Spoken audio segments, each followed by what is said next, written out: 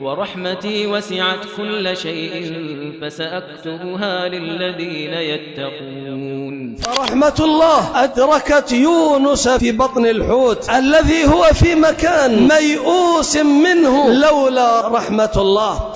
رحمة الله أدركت إبراهيم وهو في وسط النار. قلنا يا نار كوني بردا وسلاما على إبراهيم. رحمة الله بها نجا موسى من بين تلك الطرق في وسط البحر، وأهلك الله في نفس الموضع الذي نجا فيه موسى أهلك الله فرعون ومن معه.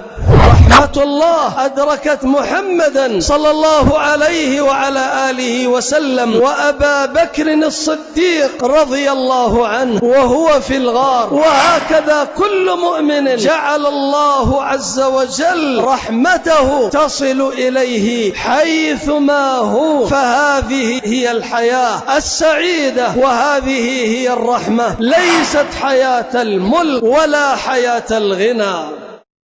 جعلنا الله وإياكم ممن يستمعون القول فيتبعون أحسنه.